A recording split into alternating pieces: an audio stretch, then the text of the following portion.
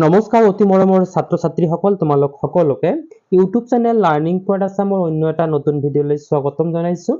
এই ভিডিঅ'টিত শংকৰদেৱ শিশু বিদ্যা নিকেতনৰ পঞ্চম শ্ৰেণীৰ ভাৰতীয় সমাজ বিজ্ঞান কিতাপখনৰ অন্তৰ্গত পাঠ নং 2 ইতিহাসৰ অধ্যয়ন এই পাঠত থকা সম্পূৰ্ণ প্ৰশ্ন উত্তৰখিনি আলোচনা কৰিম। তোমালোকে ভিডিঅ'টি শেষলৈকে চাবা আৰু ভিডিঅ'টি চাই ভাল পালে তোমালোকৰ বন্ধু বান্ধৱীৰ সৈতে শ্বেয়াৰ কৰিবা। আহাচোন দেৰি নকৰি ভিডিঅ'টো আৰম্ভ কৰো।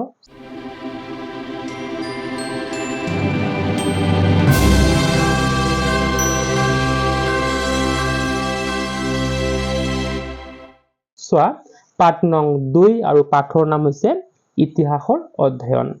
তোমালোকৰ 1 নম্বৰ প্ৰশ্নটো দিয়া আছে ইতিহাস আৰু বুৰঞ্জী শব্দৰ অৰ্থ কি? তোমালোকে উত্তৰ লিখিবা।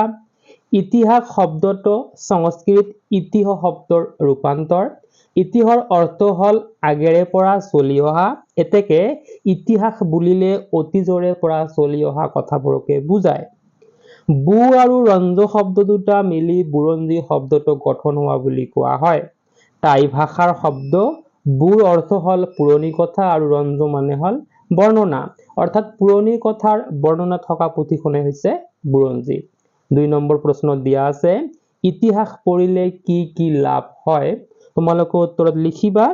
ইতিহাস পঢ়িলে অতীতৰ জ্ঞান লাভ হয়, ভুল শুদ্ধৰ বুজ পোৱা যায় আৰু বৰ্তমান আৰু ভৱিষ্যতৰ বাবে শিক্ষা ল'ব পাৰি।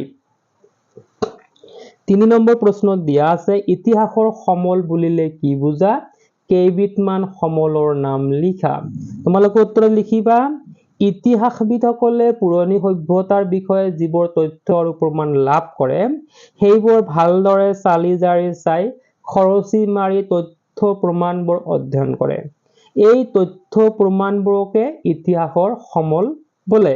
কেইবিধমান সমলৰ নাম হল ধ্বংস হৈ যোৱা প্ৰাচীন নগৰৰ অৱশেষ, প্ৰাচীন গুহাত আৱিষ্কাৰ হোৱা ছবি আৰু চিহ্নবোৰ, লিখিত সাহিত্য, খনন কাৰ্যত ব্যৱহাৰ হোৱা প্ৰাচীন মুদ্ৰা, ধাতু বা মাটিৰ পাত্ৰ, শস্যৰ ভঁৰাল আদি, শিলালিপি আৰু তাম্ৰলিপি।